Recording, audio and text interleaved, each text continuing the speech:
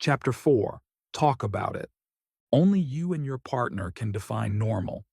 A person should notice the way they speak about their partner with sex, intimacy, and closeness. Because after all, how we speak and the language we use shapes how we experience the world around us.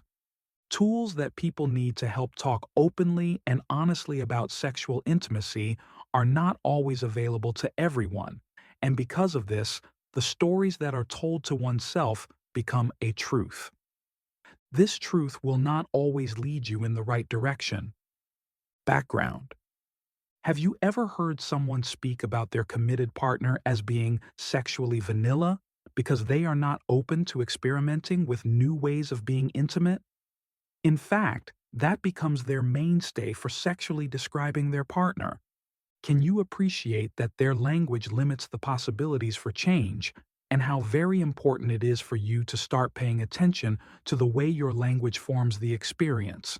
Pay attention, because the language you use will constrain you. It's like Oprah Winfrey said when she was interviewed by Barbara Walters when she first started her own television network. Barbara spoke of how Oprah had exceeded her expectations with her Oprah show and asked, "What is your prediction of what you will tell me about this new venture 10 years from now?" Oprah said, "I am not saying because I do not want to limit myself with my present dreams and words to describe them. At times, you find that certain people don't feel comfortable experimenting sexually, so much so that as an almost defensive move, they will try to make you feel awkward and inappropriate about your own imagination. This type of defensive mechanism will in turn start to make you doubt. Doubt if you are normal. Doubt if you're doing it for pleasure and love or because you are on a power trip by making them do something they are not comfortable, even trying. What may be common practice for other couples may become an issue when this type of conflict occurs, making an individual feel perverted. Because of these conflicts, if you think of yourself as a more robust, go-with-it adventure searcher and wants to try everything and all, you then see your significant other sexually vanilla when they are less comfortable trying a new idea. It's what many psychologists call confirmation bias, or in layman's term, you see what you want to see. Are you beginning to appreciate how you describe intimacy can be restricting to you? You may also want to look at this from another viewpoint. If you call your partner sexually vanilla and they know you called them that, it could lead to warring attitudes, resentment, and issues about any intimacy. If you push someone out of their comfort zone and do not express how great it is that they are trying to experience these new pleasures and label them as sexually vanilla, especially when they express their doubts and concerns, they will feel that any effort on their part is worthless.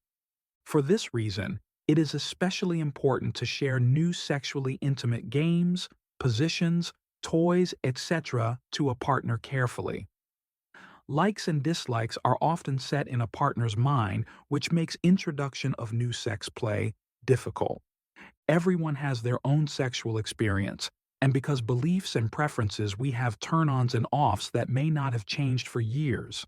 So, this leads to one partner being called sexually vanilla, while the prostate cancer survivor is made to feel wounded and insecure about performance.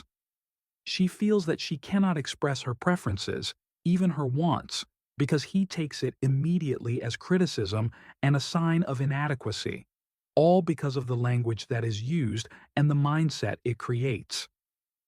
Build basic partner communication skills. As alluded to earlier, the ability to understand your partner's point of view is central to good intimate communication. In fact, the validation that comes from knowing you have been vulnerable, heard, acknowledged, and accepted is what all of us most desire.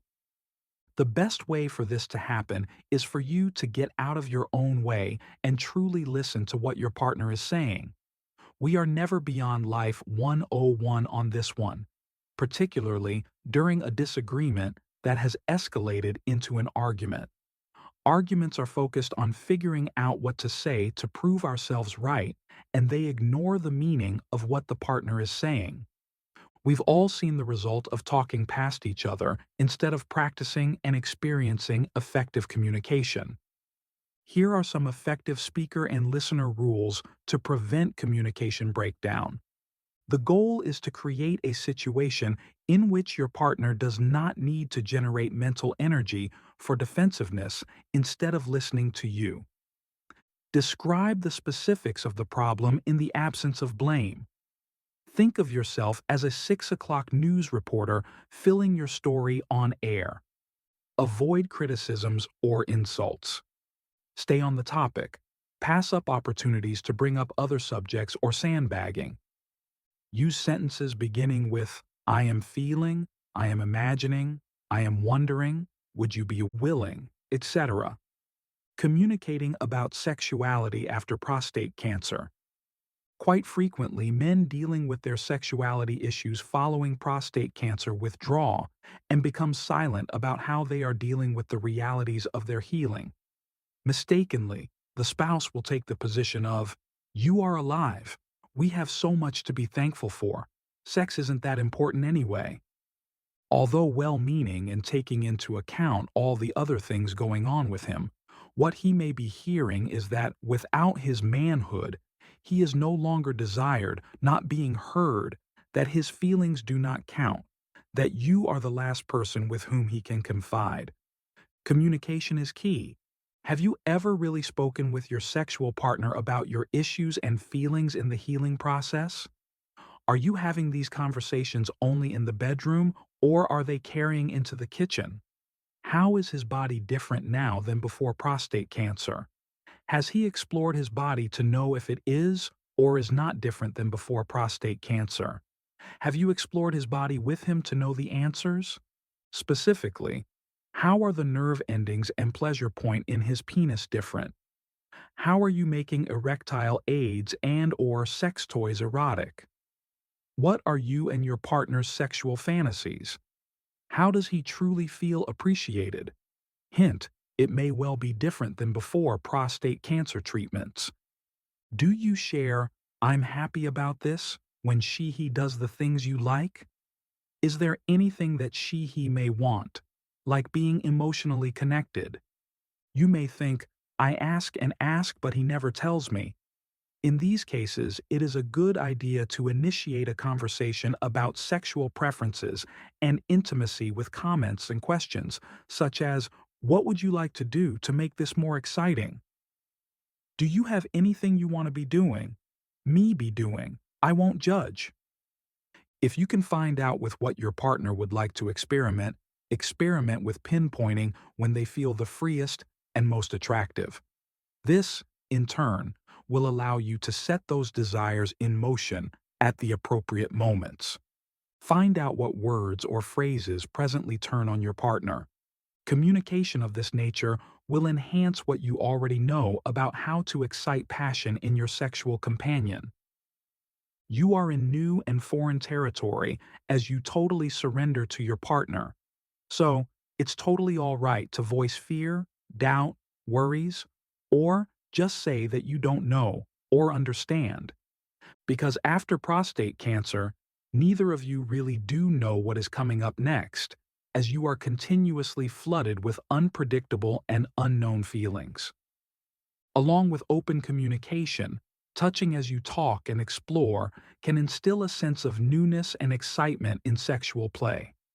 Feathery touches, smooth light touches, massaging, dragging your fingers over the body in slow, circular movements. Little tickles interspersed with light kisses, zigzagging in a random patterns can give the touches in themselves a sense of adventure because they will be random and your partner won't know what is coming next.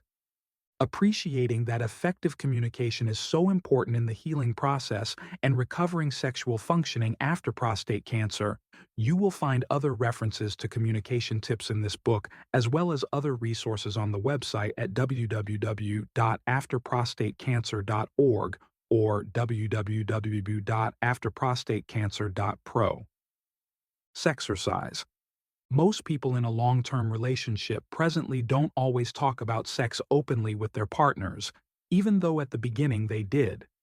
This is especially true with respect to the changes that have occurred physically and psychologically from the prostate cancer treatments. Thoughts and feelings can build up. Knowing where to start or what to say can feel like too much.